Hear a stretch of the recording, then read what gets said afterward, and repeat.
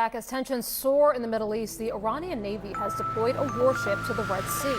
This movement comes just a few days after the U.S. military sank 3 boats belonging to the Houthis. The Houthis are an Iranian-backed group from Yemen who've been targeting commercial vessels in the Red Sea. Let's bring in CNN's Natasha Bertrand, who is following all of this for us from the Pentagon. So, Natasha, how is the Pentagon responding to this?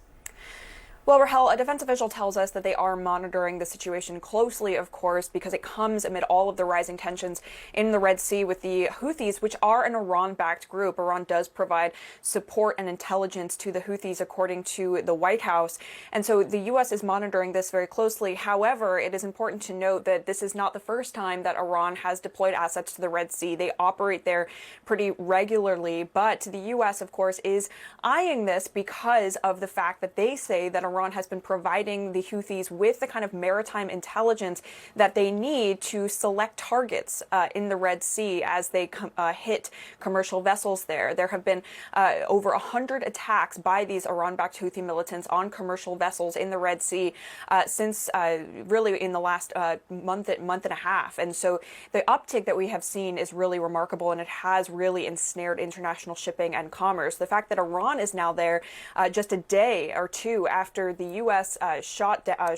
fired on small boats that contained Houthi militants, sinking them and killing all of those Houthi militants on board, could be seen as a sign that Iran is trying to present a show of force to the Americans, of course, who are operating in the area. Because if you'll recall, the U.S. also set up a multinational maritime task force to bolster security in the Red Sea to try to prevent the Houthis from launching these attacks and to escort vessels that are transiting the area so that they feel safe going up and through the Suez Canal, so that international shipping can kind of get back on track here. So this is not right now being seen by the Pentagon as a direct threat to the U.S. or any of its allies. Instead, they are watching it very closely. They do not necessarily think that Iran is going to conduct any kind of provocations here, but both sides obviously trying to send a message to the other there that they are in the region. They can respond if and when they deem it is necessary. Rahel.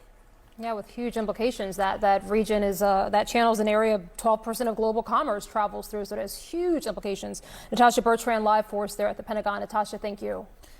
All right, joining us now, CNN military analyst, former NATO Supreme Ally Commander General Wesley Clark. General, this is the Iranian naval vessel that is being deployed. I can show you where it's going. It's going in the Red Sea, particularly down in this area right here, where there's been a lot of activity the last several days. What does the presence of this Iranian vessel change?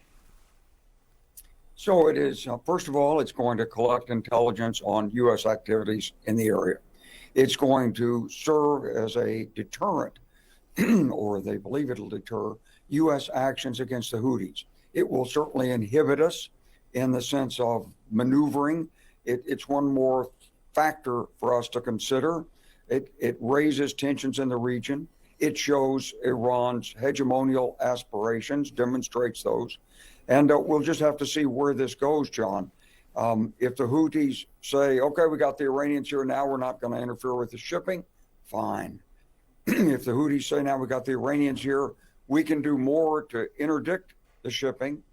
Iran has got to get its destroyer out of the way as we protect the shipping. آنچه در مورد ما میگویند